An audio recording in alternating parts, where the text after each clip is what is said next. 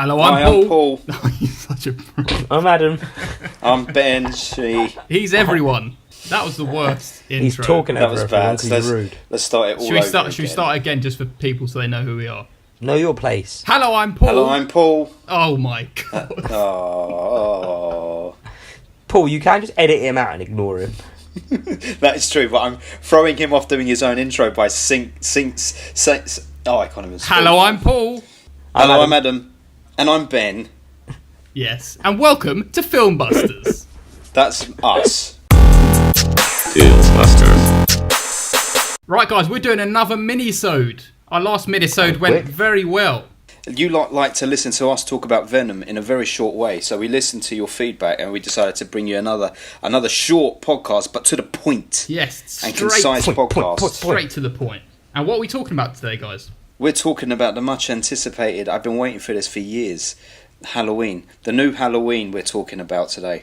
Beautiful. Which we all went to see over the last couple of days, and we're going to find out what everyone thought very, very shortly. How exciting. We're not going to review it first. First, we got our much-loved segment, which is the quiz.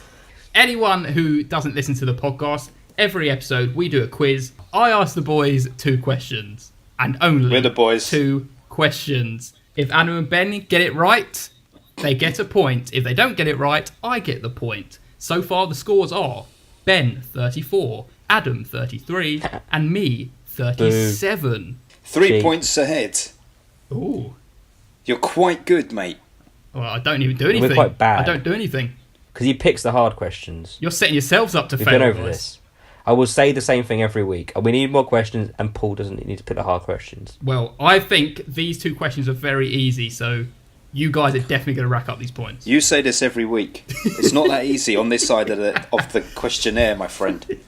Should we just go straight in with the first question? Let's hear this question. And if Adam doesn't get this one, Yeah. he better be very ashamed of himself. Oh, so you already skewed it towards Adam with the first question. Whoa, I'm making him scared. Yeah. He is. Pressure. He's put on the spot now. He's Come very on then. nervous. Here we go. It's going to be about It's like Quentin watching Halloween Tarantino all or over Always again. Sunny. First question. In Star Wars A New Hope, who was the first character to speak? Darth Vader? Wrong. I had to take a guess. Oh my god, Adam, if you don't get this guy, you love it. C-3PO. Yay! Got the point! Yeah. Well done. I'm just going through the scene in my head. You would never have lived that down. You would never have lived that down if you didn't get that. It took him a while. Took him a fucking while. I mean, that is quite a difficult question. In though. hindsight, I didn't know what A New Hope was at first. So if you'd said the first Star Wars film, You would have got it wrong. I would have got it. A New Hope's episode You wouldn't 4, have done. right? Do you want to Yeah. know a cool fact as well? Yeah, I would have got it right then, because I know C-3PO is the first one to speak in that one, but I just didn't know if that was 4, 5 or 6. I thought it was the 6th one. Well, you should have. You let Adam get that point. He needed it.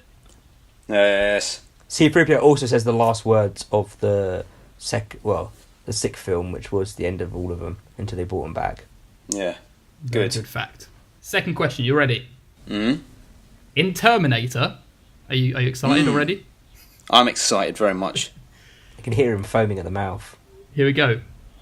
Who was the boy who would become the leader of humans? John Connor. Well done, Ben. Got it. Well, of course. Adam, did you know this? Yes, you were just too quick. You should have been quick off the mark, son. You You'll were- never you survive were in the the Wild gunslinger. West. Yeah, exactly. I sling them guns. Adam, congratulations to us both, because we made a significant dent in Paul's lead there, because we've now taken away any advantage that he hoped to get from those 2 questions, and both of us slowly moved our pieces up the board on the game of life. Very well done. Ben on 35, Adam on 34, and me on 37. You're edging closer. Edging closer. This means next time round, if I should get both questions right, I will have caught you, boy. Ooh. You scared? That sounds You nice. scared now? That sounds You nice. son of a bitch. I'll just make the questions hard again. Well, if you do, Yeah, exactly. I won't. I'm fair. fair but firm. Yes. That's as any good quizmaster should be. Yes. And that is the quiz round. Are we on to the feature topic? Yeah. Are you excited? Yeah. Yes. I think we should roll the theme tune. Yeah. That was embarrassing. The embarrassing what? You flip off. The main event. Here's our featured topic, plus Adam might do a rubbish plot summary. Are you fucking serious? Right, guys, we are talking about Halloween, the much anticipated film for Ben and others. So anticipated. Yes. So, just so everyone knows, this is a spoiler episode. So, if you haven't watched Halloween, then don't listen ahead. But if you want to find out about Halloween, then do. Adam, would you like to explain the plot? And don't try and chase us down with a knife if we spoil it for you, because we did give you a warning. Indeed. I'm going to let Ben take this one because he's looking very much forward to it, so he can describe the plot this week. Good Lord. That is an honour. That's an honour. What a privilege. Aren't you a sweetheart? Well, I'm just going to assume that everyone knows what happened in the first Halloween. So this Halloween discards all of the sequels that came after the first one, despite the fact that Jamie Lee Curtis was in 3 of them, in 3 different timelines. It discards all of them, including the Rob Zombie ones, and picks up straight where the first Halloween left off. Not straight, 40 years later. Michael Myers is still in a sanitarium. They caught him again after he disappeared. And Laurie Strode, played by Jamie Lee Curtis, is still living in Haddonfield, but she's a victim. She's been very traumatised by all this Michael Myers business. And of course, she says, now, the boogeyman will come back. If you don't believe me, he'll come back. You must be ready for him, and I want him out because I want to kill him. And he gets out, and he goes back to Haddonfield, and the killing spree continues. See, that's how you're meant to do film reviews. Yes. That's not being silly. Now, Adam, let's see if you've learned anything from that, and let's see what you do next podcast. Oh, no. Can I do an impression of Adam doing a plot summary of this film? Yes, please.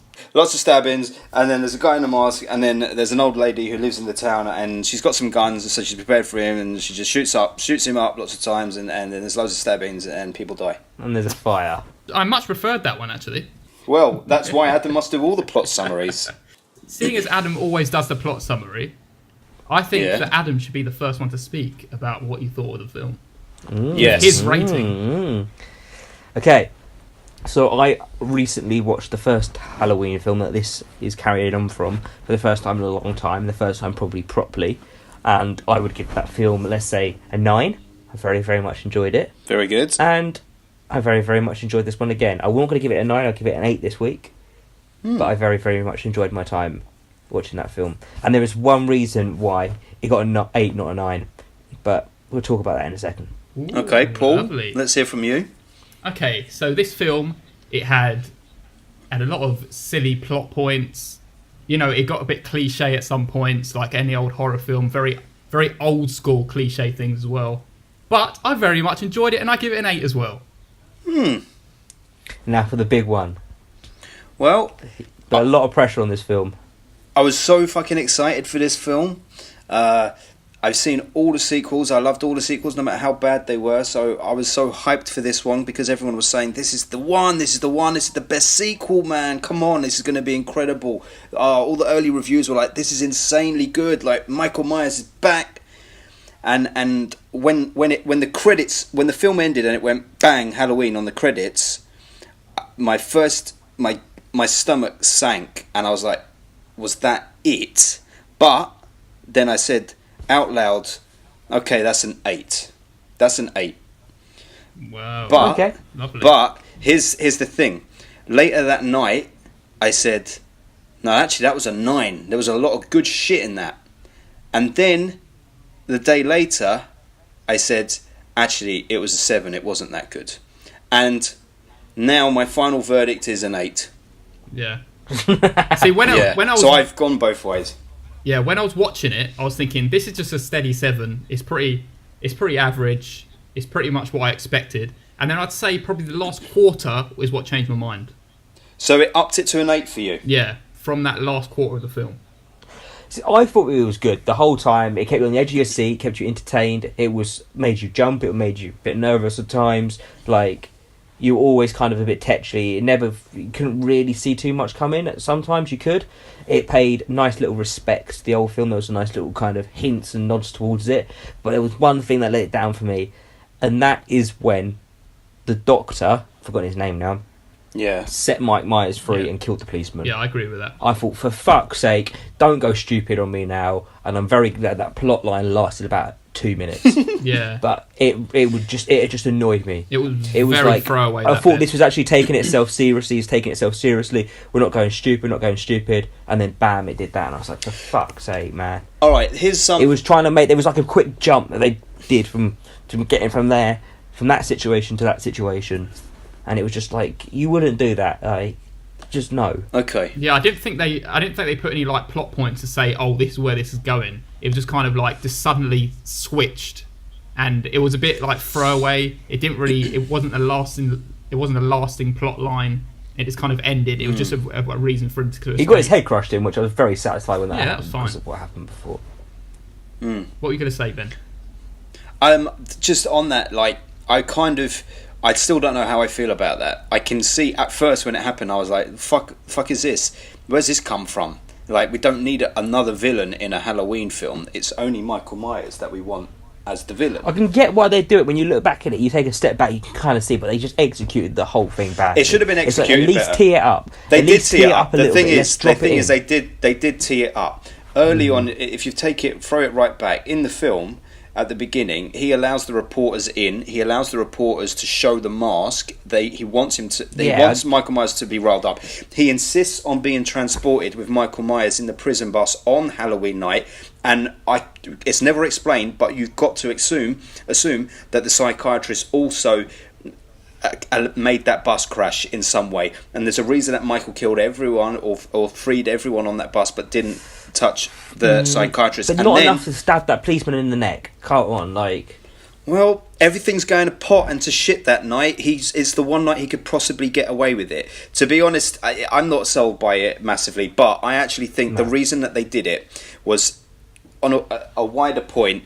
The guys who directed this film, they clearly do have a lot of love for all the other Halloween films, because not only were there loads of throwbacks to the original Halloween, there's loads of subtle as fuck throwbacks to all the other sequels, but one of the less subtle ones was the fact that in Halloween 6, Curse of Michael Myers, you find out, Adam, you know when you watched Halloween the other day, when Dr. Loomis comes out of the sanitarium early in the film, he's talking to another doctor. And he says, who taught Michael to drive? He was doing very well last night. That doctor in the credits is listed as Dr. Wynn. In Halloween 6, Dr. Wynn is a psychiatrist who actually wants Michael to go out and kill. He's intentionally working with Michael to kill people. So I feel like this psychiatrist, who was from the sanitarium, was like a sort of nod towards Halloween 6. Yeah. So I still don't know how I feel about it. I'm not totally put off by it, but I didn't love it. It looked like it was doing well. It was taking itself seriously. It was kind of doing everything properly in a horror film. It wasn't being cheap. It wasn't being tacky. And yet, it was making sense. And then they threw that in there, and it kind of just... I was like, for do you know what, though? Thinking about that point now, because when I was watching this film, I was like, okay, what are the odds that Michael Myers escapes on Halloween night again? It's too much of a coincidence. But if you put that that plot point into it, it kind of does make sense, because it needs a reason for him to escape. Yes, and the doctor wanted him to be transferred that day. I'm sure. Yeah. I'm sure there was something where he requested it. At least explain that a bit. Then I reckon. Yeah. Anyway, let's leave this, because this is one very specific part of the movie. Yeah. Let's talk broadly. Let's talk broadly about it as a horror film. How it worked as a horror film. It worked well as a horror film. I was quite scared. Right, you were scared, were you? Paul, were you scared? I was not scared. I thought it was creepy, because I love how showing Michael Myers just up front and close. They don't care about hiding in the shadows and making you jump like they did in the old films. They want it to be like full in your face. Look how creepy he is. He has no remorse for anyone. He's just going to go and kill you. And he could be walking down the street. You wouldn't even know he was a killer. Like the little boys walking into him and the woman seeing him in the street. He's just a guy dressed up in a mask. And you just think it's just, it could be anyone. And I like that. It's nice. It's refreshing. And I mean, but here's the thing. I never actually, sadly, found this film to be scary. I found it, and don't get me wrong, I found it to be tense. Jumpy, not scary.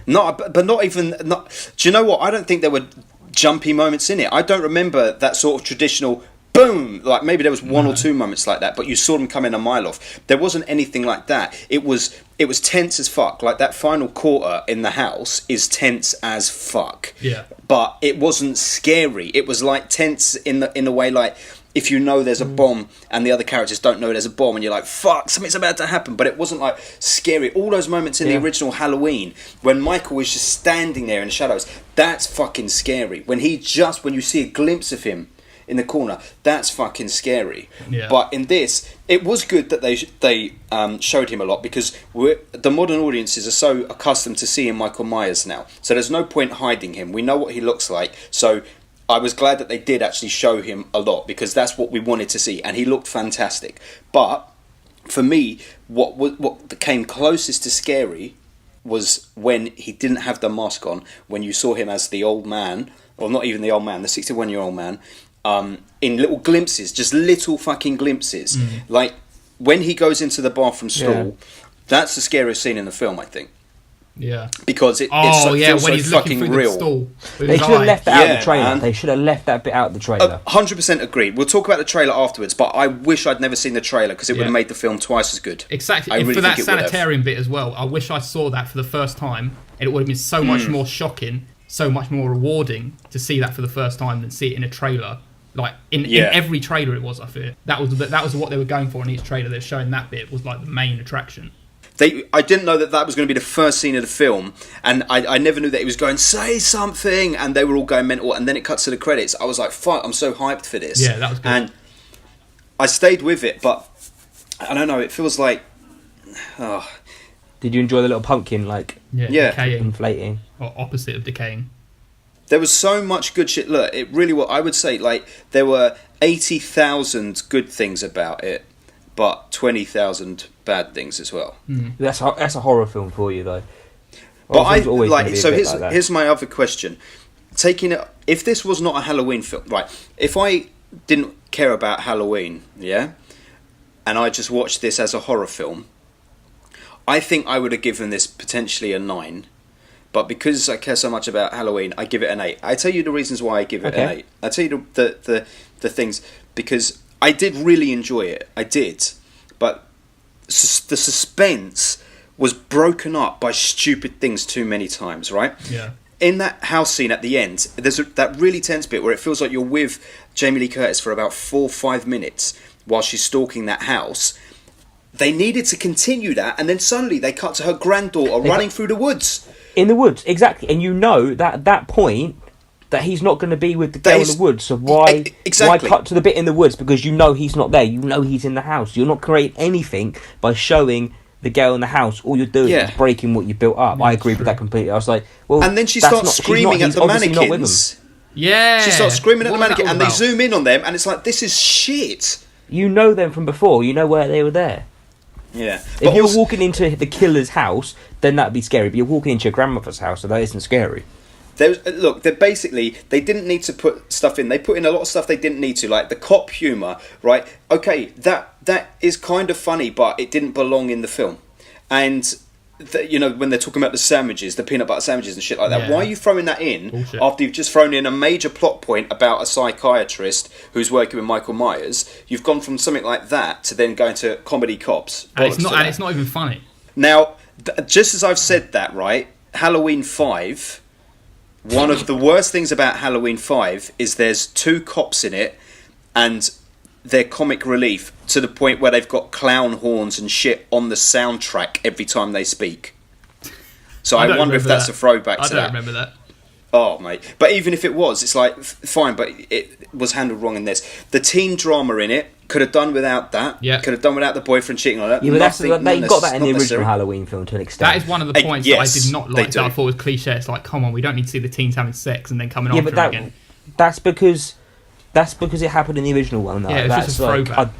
We didn't need to see the ball. She could have walked down the streets with her friends. We didn't need to go and see them at the fucking Haddonfield ball and see her boyfriend kissing someone else, and then him throwing her phone in the punch. Oh, yeah. Who cares? You know what? That was a load of bullshit. Yeah, because you didn't even see the boyfriend again. Never saw him again, and it came out of nowhere. The motorcycle scene. Why did the girl's boyfriend go in the garage and start revving the motorcycle for a minute or two? Yeah. That was completely unnecessary.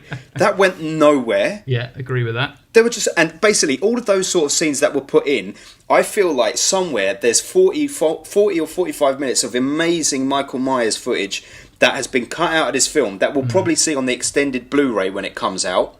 that should have been in the film Yeah. instead of those bits. Yeah. You know the bit where he walks, it sticks on a window and you see him walk down the side of the house and he comes in the back and then he smashes the head apart. That was quite cool. Yes, it was. You know, you mean the I long quite like take? Yeah, where he just locked on the window, you see him staring and you see him walk down the side of the house. And you Side see of the him house, behind yeah. her. Yeah. You know what I thought was quite bold? Go on. So it was boldness mixed with a bit of stupidity, which I don't really know what they're getting at. Was when the prison bus crashed, and you had the granddad and the dad and his son coming in the car, Yeah. and it had that weird conversation about he wants to go to dance school or something, which I Yeah. don't understand what they were going with there, but okay. But then the bold, like the big bold scene of him just snapping the little boy's neck. Loved it so much, man. Like, Loved brilliant. that so I was like, much. That was for brilliant. that- That scene itself was just so eerie. That as a first kill as well. That as a first Yeah, kill. that was whole good. scene was well lit, but absolutely to have the balls to kill off the kid on screen, not even hint at the fact that he'd done it, Yeah. but to show you him smashing his head and then clearly snapping his neck, that was fantastic. Yeah. Kudos. I want to see that shit in more films. And you know what? Hereditary is probably the closest thing that's come to doing that, Yeah. with that little girl's head getting lopped off. Yeah. Did shocking. you know that Jamie Lee Curtis had a second role in the film? A second role. She was the baby when he kills the mum and the baby's crying. Yeah. Yeah. That's Jamie Lee Curtis crying. Why would she even do that? Because they did a baby crying, and apparently Yeah. it didn't work with the scene, so they had to get someone to do it a bit louder and a bit. Really? So they got her to do What's it. the Yeah. point? That sounds stupid. How a baby sounds like a fucking baby. Yeah, I don't even believe that. Well, I I don't liked think that it Michael worked didn't out. kill the baby because it sort of added to his mystique a little Yeah. bit. Yeah. but a kid, yeah. You know what the best thing about Halloween is? Is the score. The music of Halloween is fucking brilliant. Yeah, it is. Yeah. John Carpenter. There's a lot of horror films that ruin it with the music. Because they do this tense music and you know, okay, nothing's happening when the music stops.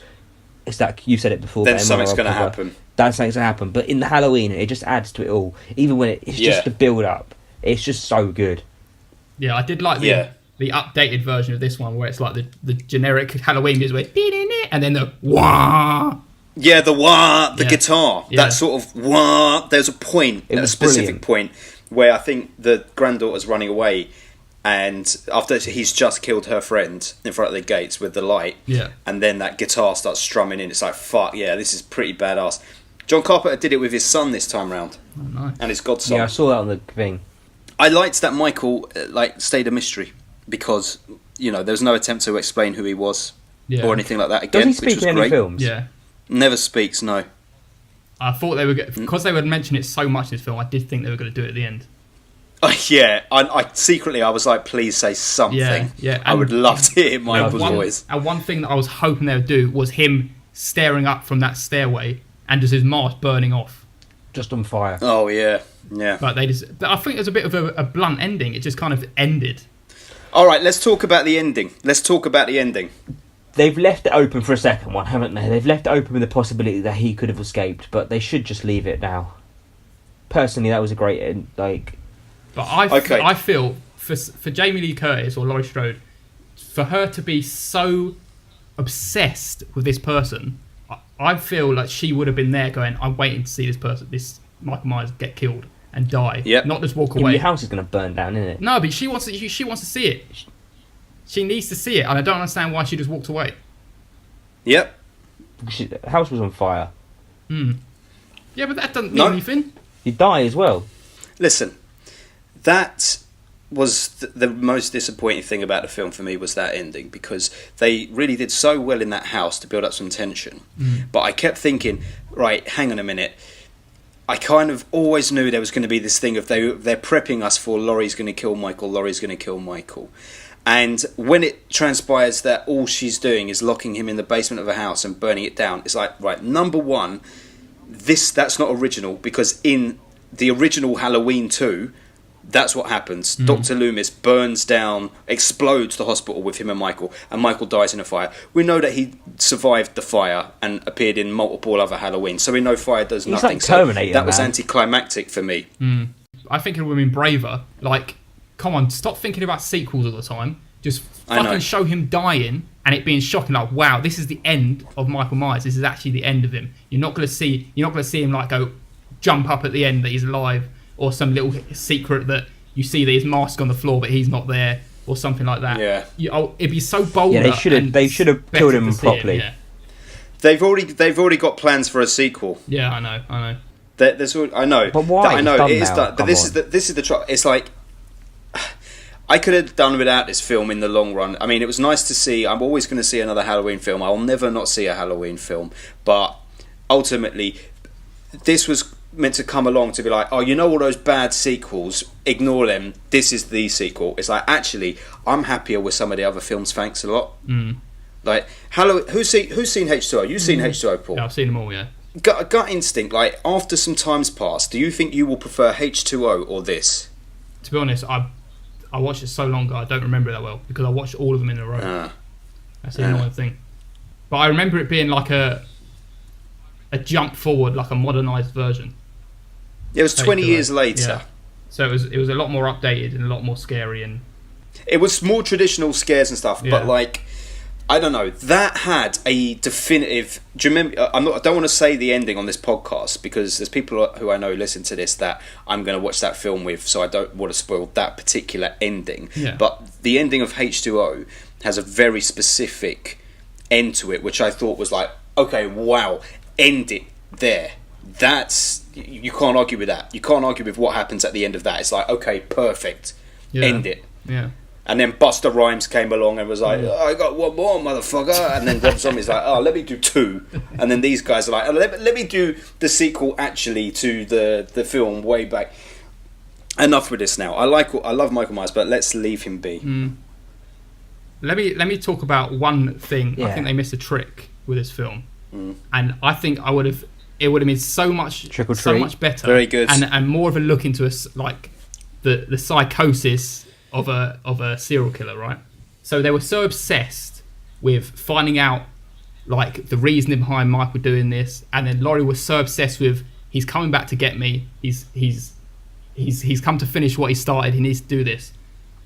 I was getting excited thinking no, because when he was released and he was going house to house killing everyone, it was like no, he doesn't care who he's killing. He's going house to house killing anyone who comes near him. I don't think he even cares about Laurie Strode.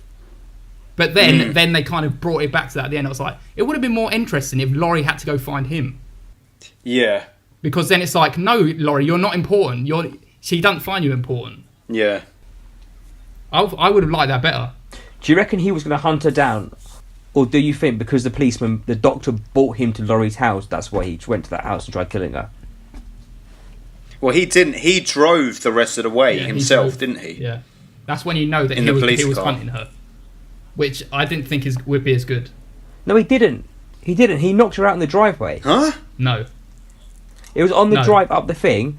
The doctor drove him, and then didn't he knock out the doctor when they stopped the car on the drive? No, they were down a forest road. The doctor did drive them some way there. Alison was like, I can tell you what he was saying. I can tell you what he said to me. Yeah, and he just And broke. then it was literally because the other police car was at the house. They could see that police car up the road from the house. They were on the station on the house, and they could see the police car up the road. So the doctor was driving him to the house. Yeah. There was no other houses around.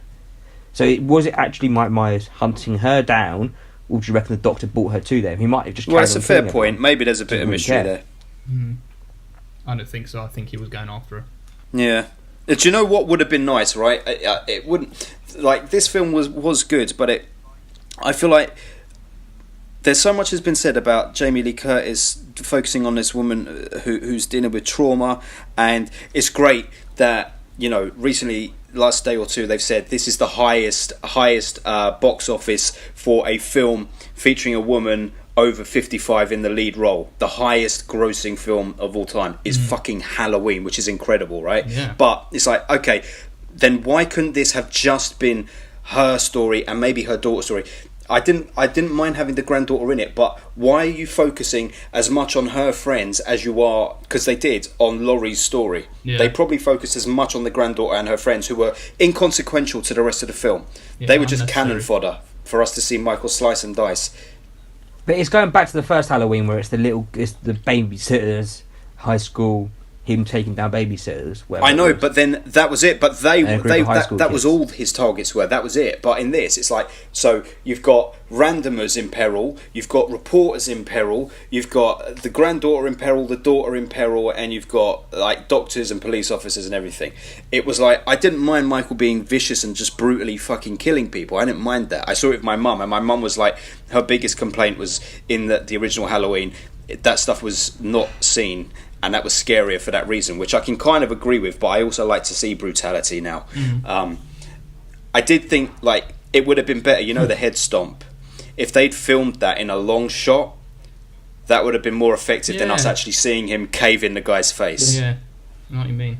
I can't object to it. I was happy. I was psyched a lot of the way through it. Put it this way, Ben. This is the good sequel that you've always wanted. This is a proper sequel. I think they're properly done, whereas the other sequels seem a bit stupid. Yeah, but mate, and they kind of they just become average horror, like the Saw films to an extent. They've just you're got wrong, stupid. son. I know where you're coming from, and bless your heart, but you're wrong, because actually, I would argue, right, that anyone who was a Halloween fan who followed the franchise and watched the subsequent horror films, I think the majority of them would probably say that they preferred all the sequels that featured Dr. Loomis in it and featured like Laurie's niece and all the different incantations of Michael Myers over the years and what he went through.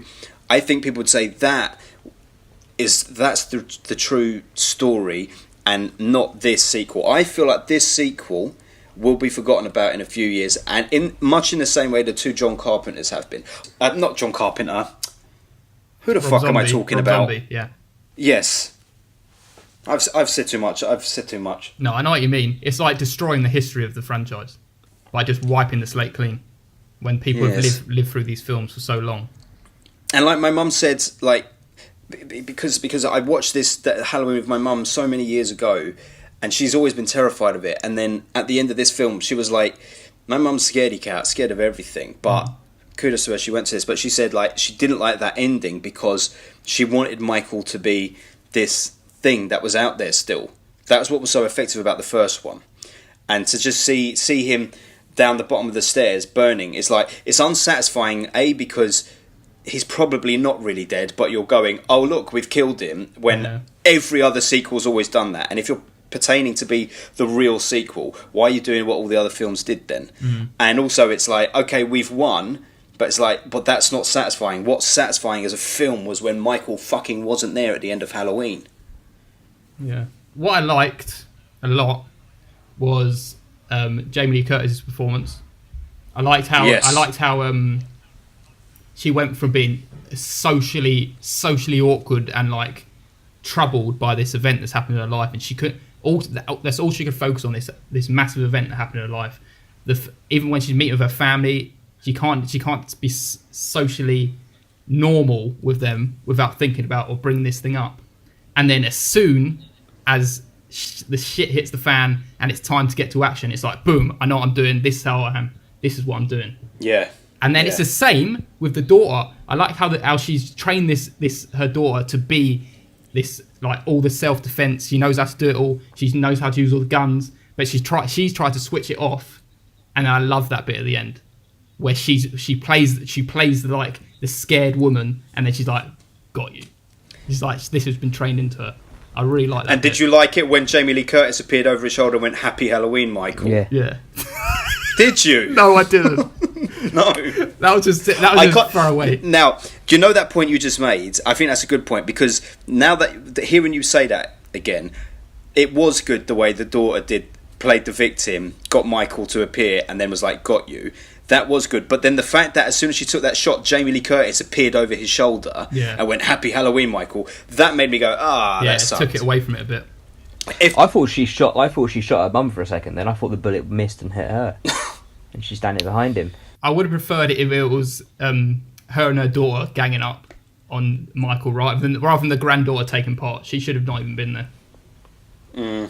Because she I didn't object to her being there. It was just like, because she didn't really do anything anyway. But I know it's like the three generations, like, all fighting together to survive. Three generations of women. The other thing about the house burning at the ends was they were on the floorboards, right? which is problematic for two reasons. One, when you see Michael walking in the kitchen, he's walking on tiles. When you see them underneath in the basement shooting up at Michael, they're shooting through floorboards, and you can see light coming through. Man. So, but there's a reason that this matters. If there's a fire and he's in the basement, the fire will burn and crumble the wood, and then he will get out. Yeah. They didn't really reinforce the floor. Does he die before the... And also, her daughter's husband is still fucking half alive in the cupboard upstairs. She's just burnt him to death. I thought he was dead. He fell out the Yeah, cupboard, he was definitely didn't he? dead. He snapped his neck. I don't think he was dead. Nah, he's dead, mate. I thought he was talking. I thought he fell out. His arm flopped out, didn't No, he? he was asking for a cup of tea, man. So, do you know the scene where she walked into the bedroom or the in the spare room or something, and all the mannequins were lined up? Did Michael do that? No, I think she's just whacked them all in there as a storage room. Well, how come every room is empty and then that one, bam? Well, she's whacked all her mannequins in there. It's the mannequin room. Very sorry, I didn't realise. Just leave him outside in the woods. The girl can start screaming at him again. And they can do some more close-ups. You know, one thing that was like, why would you even do this? So she had the fire burners to burn all the different rooms, yeah? Yeah. Why would you have one particular burner pointed at the doll's house of the Myers house? Yeah. Why would you have a burner specifically set just to burn the doll house? But you're not even there to see it. Yeah, but you know it's gone. It's gonna burn when it goes down with the rest of the house, surely. Yeah, but you got to make sure. You got to make sure. Look, Nick Castle deserves the props because the unmasked Myers was a very good portrayal. That was creepy as hell at the beginning when he was being approached from behind, and there was just a little shifts from him. When you saw his face sort of peering through the cubicle stall in the toilet, when he pulled up in the car at the gas station and you kind of see his face. When he walked across the back of the thing, that was good. When he what? And the woman was like staring at him. Oh yeah. When he walked across the back of the petrol station. Yeah, see, all of that was cool, man. I liked that. But then when his mask went on, I liked the look of Myers, but it was like the fear's gone. Mm-hmm.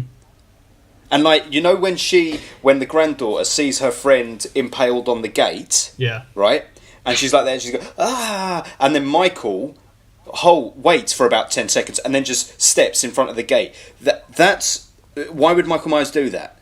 Mm-hmm. Michael Myers. It doesn't go, I'm going to give you a fright. If Michael wants to just walk to her or stand in front of her, he'd be standing there straight away. Mm. Michael doesn't do scary pop-outs. Michael's just hidden, and then suddenly you see him.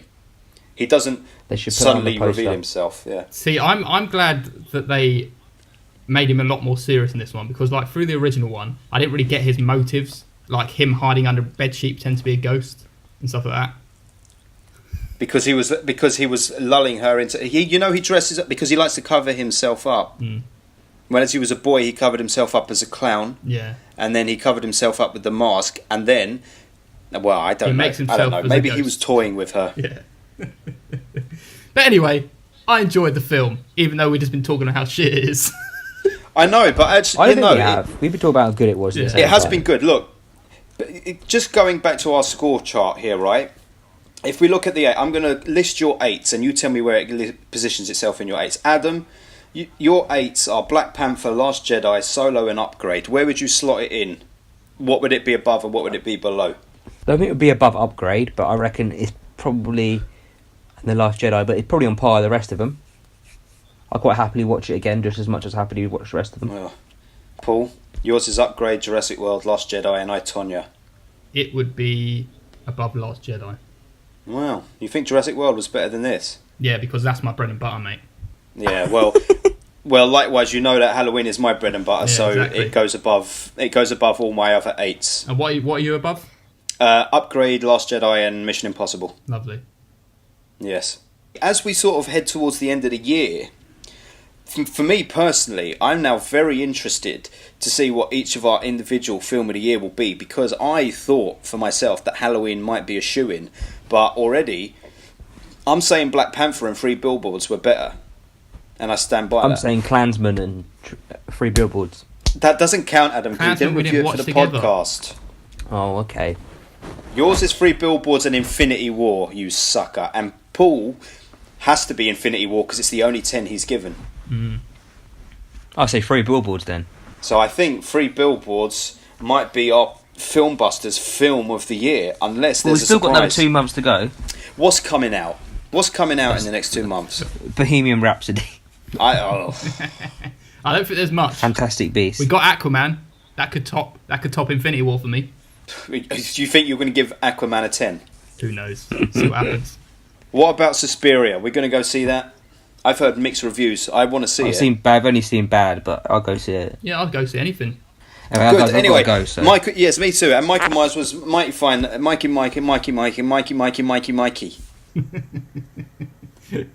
Beautiful. And that I was very we've done happy it. to see Michael. We've just reviewed Halloween, and I was very happy to see Michael as well. Also, did you like the little Loomis bit when he was talking on the tape recorder? Yes. And he was talking how Loomis used to talk. You know, Loomis always does a little rant like, kill him, or something. He was saying, what was he saying on that tape recorder? He kept saying, you've got to kill it. You've got to kill it. So they kept looping it, him saying like that. And whoever did the impression was fantastic. Yeah. Sorry, Adam, I'm keeping you up. Yawning like a motherfucker at the end of the podcast. Fight Piss you, off. bitch. Right, you can get in touch with us at FilmBustersPod on Instagram, Facebook and Twitter, or you can email us at filmbusters@outlook.com.